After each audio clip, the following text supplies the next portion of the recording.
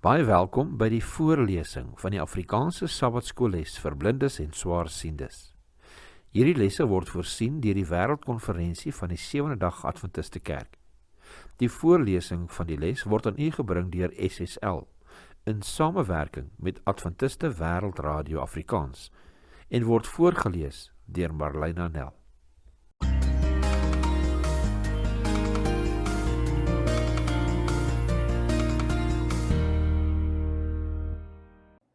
Sondag 24 Mei. Afleidings en versoekings. Lees aangaande Simson se versoekings in Rigters 14 as ook hoofstuk 16 verse 1, 4, 16 en 17. Hoewel Simson 'n bepaalde godgegewe roeping gehad het, sien ons hoe hy in die uitvoer van sy heilige plig voor allerlei versoekings geswyg het. Let op die einde van Simson se verhaal. Wat kan ons daaruit leer? Lees gerus op u tyd Rigters 14. Ons lees dan nou Rigters 16 verse 1, 4, 16 en 17. En Simson het na Gaza gegaan en daar 'n hoer gesien en by haar ingegaan. Daarna het hy 'n vrou in die dal Sorek liefgekry wie se naam Delilah was. En omdat sy hom met haar woorde aldaar gepers en by hom aangedring het hy so ongeduldig geword dat hy kon sterf.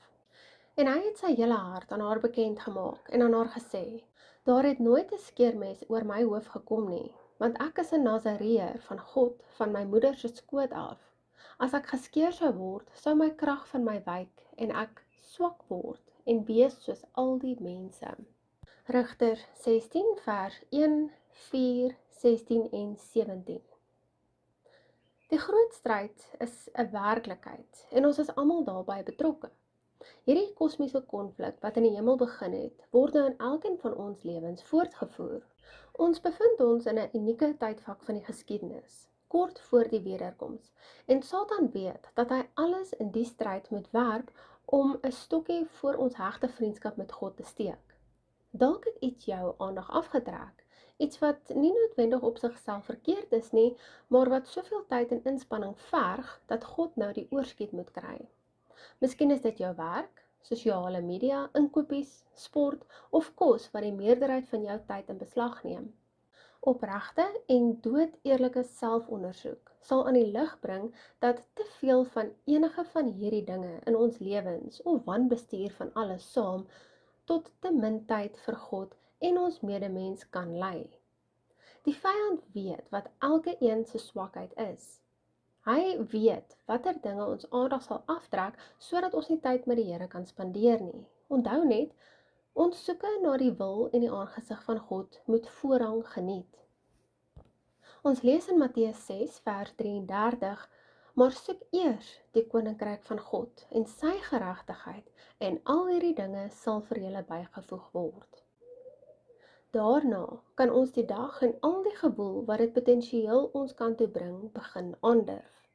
Jesus het begrip vir die swakhede wat uit ons gevalle toestand spruit. Wat hy wel bestraf, is ons apatiese houding. Ons lees Openbaring 3 vers 14 tot 22. En skryf aan die engel van die gemeente van die Laodiseense, dit sê Amen, die getroue en waaragtige getuie, die begin van die skepping van God. Ek ken jou werke, dat jy nie koud is en ook nie warm nie. Was jy tog maar koud of warm, maar nou, omdat jy lou is en nie koud of warm nie, sal ek jou uit my mond spieg. Want jy sê, ek is ryk en het verryk geword en het aan niks gebrek nie, en jy weet nie dat dit jy is wat elendig en beklaanswaardig en arm en blind en naak is nie. Ek raai jou aan om van my te koop goud wat deur vuur gelouter is, sodat jy ryk kan word, en wit klere dat jy jou kan aantrek en die skande van jou naaktheid nie openbaar word nie, en salf om jou oë te salf, sodat jy kan sien. Almal wat ek liefhet, bestraf en tugtig ek. Wees dan ywerig en bekeer jou. Kyk, ek staan by die deur en ek klop. As iemand my stem hoor en die deur oopmaak, sal ek ingaan na hom toe en saam met hom maaltyd hou en hy met my. Aan hom wat oorwin, sal ek gee om saam met my te sit op my troon, soos ek oorwin het, en saam met my Vader op sy troon gaan sit het. Wie 'n oor het, laat hom hoor wat die Gees aan die gemeentes sê. Openbaring 3 vers 14 tot 22. Hoewel hy God is, was hy eens op 'n tyd self 'n mens wat net soos ons afmattig beleef het. Johannes 4 vers 6 sê vir ons, en die fontein van Jakob was daar. Jesus het toe, omdat hy moeg was van die reis, sommer by die fontein gaan sit. Dit was omtrent die 6de uur. Hy weet met watter druk hy destyds daagliks te kampe gehad het, en so ook ons vandag. Nietemin het hy hom aan al die gewoel onttrek deur op sy eie te gaan en tot die Vader te bid. Lukas 5 vers 16 lees, maar hy het hom aan die verlate plekke teruggetrek en gebid.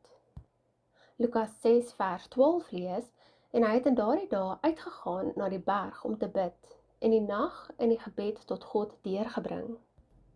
Markus 1 vers 35 lees, en vroeg in die môre, nog diep in die nag, het hy opgestaan en uitgegaan en na 'n eensame plek vertrek en daar gebid. Matteus 14 vers 23 lees, en nadat hy die skare weggestuur het, klim hy op die berg om in die eensaamheid te bid, en toe dit aand geword het, was hy daar alleen. Jesus het geweet dat stilte tyd met die Vader die beste manier was om sy kragte in die stryd teen versoeking te herwin. Dit is die beste en akkuraatste manier vir ons ook. Let op die verband op Samson. In sy eie oë was hy sterk, en toe kom hy tot 'n val. Op sy eie krag het hy staat gemaak om versoekings te oorkom. Die aardsvyand probeer ook om ons bande met God te verswak, totdat ons vriendskap met ons Skepper God aan skerwe lê. Dit is die worstelstryd teen sonde waarmee ons daagliks te kampe het. Satan is vertroud met al ons swakhede.